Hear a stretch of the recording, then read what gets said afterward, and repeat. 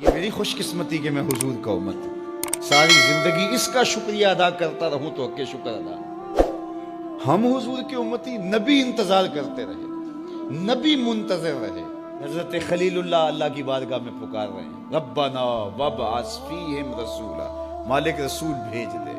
کوئی کہتا ہے لیسا بفظ ولا بغلظ، وہ ترشرو نہیں ہوگا، سخت مزاج نہیں ہوگا، ماتھے پہ شکنے لانے والا نہیں ہوگا، وہ پیار بانٹنے والا ہوگا، بس وہ آیا چاہ رہا ہے۔ حضرت عیسیٰ نے تو نام بھی بتا دیا نا، مبشرم برسول یاتی من بعد اسمہ احمد، لوگوں میں جا رہا ہوں، چلو نام بھی بتا دیتا ہوں، میرے بعد جو آنے والا اس کا نام احمد ہوگا۔ نبی انتظار کرتے رہے، 12 نبیوں نے انتظار کیا حضور کی امت میں ہونے کے لیے، تمنا کی۔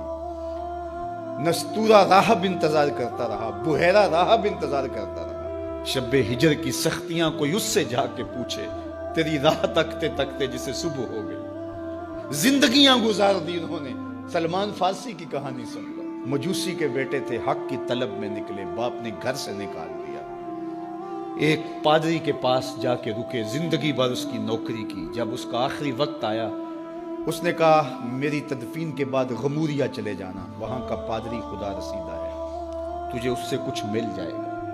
کہتے میں وہاں سے غموریا آ گیا، پھر اس پادری کی ساری زندگی خدمت کی۔ جب وہ مرنے لگا تو اس نے کہا کوئی ایسا شخص نہیں ہے جس کے پاس اب میں تجھے بھیجوں، لیکن نبی آخر الزمان کے ظہور کے لمحے آ گئے، تو یہاں سے یثرب چلا جا، وہ اس نبی کی ہجرت گاہ ہوگی، تیری زندگی سنور جائے گی، تو نے بڑی محنت کی ہے، بڑی نوکری کی ہے میری۔ کہتے میں نے اس کو کہا کہیں ایسا نہ ہو میں دھوکہ کھا جو مجھے کوئی نشانی بتا دے۔ اس نے کہا 3 نشانیاں، ایک صدقہ نہیں لے گا، دوسرا ہدیہ رد نہیں کرے گا، تیسرا 2 کندھوں کے درمیان مہر نبوت ہو۔ کہتے ہیں میں نے اس کی تدفین کی، یثرب کی جانب جاتے ہوئے ایک قافلے میں شامل ہو گیا، انہوں نے مجھے پکڑ کے اپنا غلام بنا لیا، لیکن میرے پہ مہربانی یہ کی کہ مجھے بیچا جا کے مدینے میں۔ ایک یہودی نے مجھے خرید لیا، میں اس کے باغ میں گوڈی کرتا تھا، کام کرتا تھا، کھجوریں توڑتا تھا، لیکن میں انتظار میں تھا کہ کبھی وہ نبی آخر الزمان آئے تو مجھے دید ہو، کبھی عرش پر، کبھی فرش پر، کبھی ان کے در، کبھی در بدر۔ غم عاشقی تیرا شکریہ، میں کہاں کہاں سے گزر گیا۔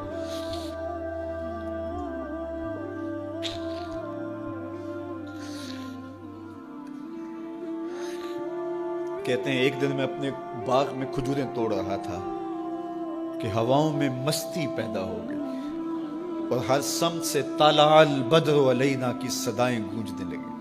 میں سمجھ گیا کہ وہ لمحے آ گئے، میں نے چھلانگ لگا دی اور دوڑ پڑا۔ میرے آقا نے سمجھا شاید غلام بھاگ گیا، اس نے دوڑ کے مجھے پکڑ لیا۔ میں نے اس کو کہا کہ میں نوکر تیرا ہی ہوں، لیکن دل نوکر کسی اور کا ہے، میں بھاگوں گا نہیں، مجھے جانے دے۔ میں کچھ کھجوریں لے گیا تھا صدقے کی نیت سے، جا کے حضور کو پیش کی۔ آقا کریم نے فرمایا ہم نبی صدقہ نہیں لیتے۔ کہتے ہیں نشانی ایک پوری ہو گئی، کہتے ہیں کہ میں کچھ دنوں کے بعد اور کھجوریں لے گیا اور میری نیت ہدیہ کی تھی، میں نے پیش کی، حضور نے قبول فرما لی، لیکن میں بھی کہتا تھا تیسری نشانی بھی پوری ہو لے تو پھر مانوں گا، اور وہ کیا تھی؟ 2 کندھوں کے درمیان مہر نبوت۔ کہتے ہیں ایک دن حضور میرے باغ میں آئے اور آقا کریم نے اپنے مبارک کندھے پہ چادر رکھی ہوئی تھی اور چادر کی اوٹ میں مہر نبوت چھپی ہوئی تھی، اور میں پیچھے ہو کے دیکھتا تھا، اور میری آرزو یہ تھی کہ کوئی تیز جھونکا ہوا کا آئے اور چادر ہٹ جائے اور میں مہر نبوت کی زیارت کر لوں۔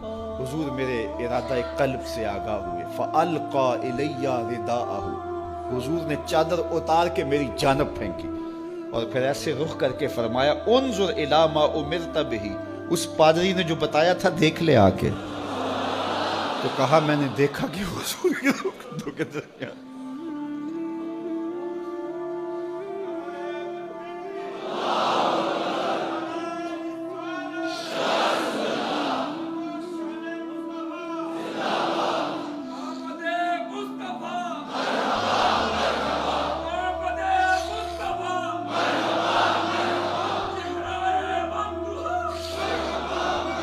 شب ہجر کی سختیاں کوئی اس سے جا کے پوچھے، تیری راہ تکتے تکتے جسے صبح ہو گئی۔ ہم نے تو کوئی انتظار نہیں کیا نا، ہم نے تو کوئی دکھ نہیں سہا، ہم سوئے تھے مقدر جاگ اٹھے، ہمارے والد مسجد سے مولوی صاحب کو بلا لائے، انہوں نے کان میں آ کے کہا مبارک ہو تو حضور کا نوکر بن کے آ رہا۔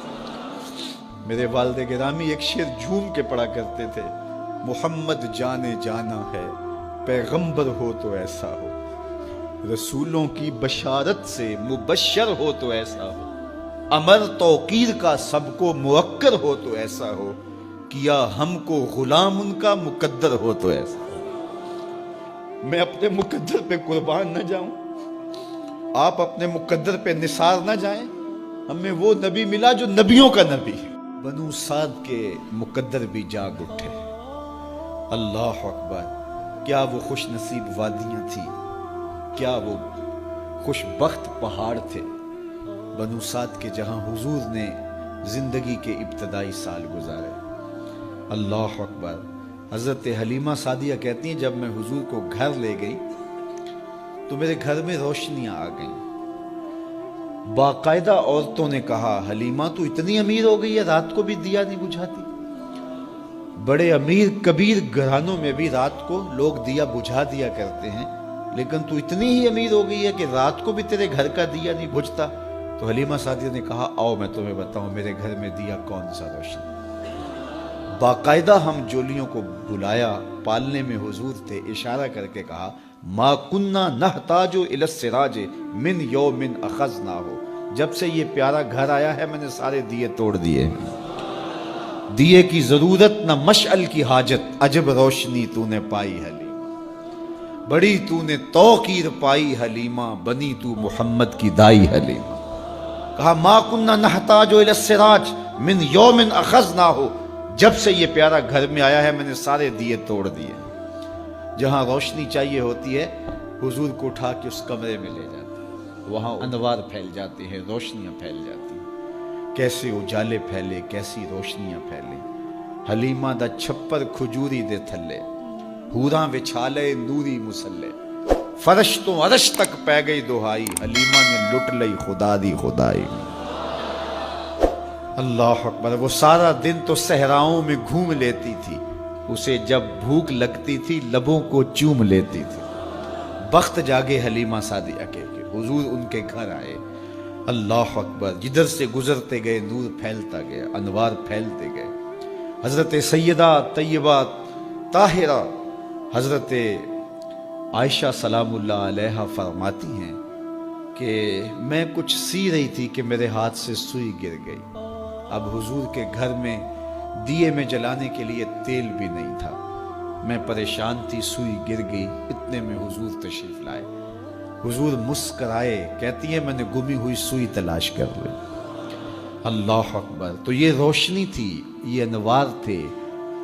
اللہ اکبر۔ اذا ضحک یتلالع فی الجدر، جب حضور مسکراتے تھے سامنے والی دیواروں پہ عکس پڑتا تھا۔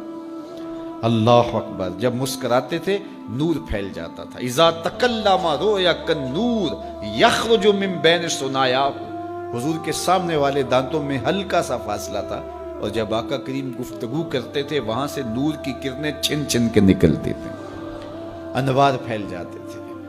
ایسا نوری ماحول، ایسا نورانی چہرہ۔ حضرت ابو ہریرہ بولے کل قمر لیلۃ البدر لم ارى قبلہ ولا بعدہ مثلہ، کیا پوچھتے ہو، 14ویں رات کا چمکتا ہوا چاند تھے میرے حضور۔ پھر کہا نہیں نہیں نہیں، حضور جیسا نہ پہلے دیکھا نہ بعد میں دیکھا۔ حضرت حسان بن ثابت پاس کھڑے تھے، کہا دیکھتے کیسے، کسی ماں نے جنم دیا ہوتا تو دیکھتے۔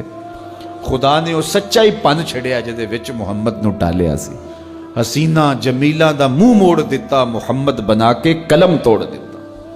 مثل او در عالم امکان متصور نیست، حضرت شیخ مجدد کہتے ہیں حضور کی مثل بزم عالم میں ممکن ہی نہیں ہے، ہو ہی نہیں سکتا۔ اور اقبال کا لہجہ بھی دیکھیے، رخ مصطفیٰ ہے وہ آئینہ کہ اب اس سا دوسرا آئینہ نہ کسی کی بزم خیال میں نہ دکان آئینہ ساز میں۔ تو وہ پیکر تراشا، وہ پیکر تراشا، مکھ چند بدرشا شانی ہے، متھے چمک دی لاٹ نورانی ہے، کالی زلف تیک مستانی ہے، مخمور رکھی ہن مد بھری، کیسا جمال دیا، کیسا حسن دیا۔ اچھا بریلی کے امام سے بھی پوچھ لیجئے۔ اللہ اکبر۔ بل بل نے گل ان کو کہا، کمری نے سروے جاں فضا، بلبل کی منتہائے پرواز تو یہی ہے نا، کسی کو پھول کہتے. بلبل نے گل ان کو کہا، کمری نے سروے جاں فضا، حیرت نے جھنجھلا کر کہا یہ بھی نہیں وہ بھی نہیں. خورشید تھا کس زور پر، کیا بھر کے چمکا تھا قمر، بے پردہ جب وہ رخ ہوا یہ بھی نہیں وہ بھی نہیں. وہ حسن دیا وہ جمال دیا اللہ نے اپنے محبوب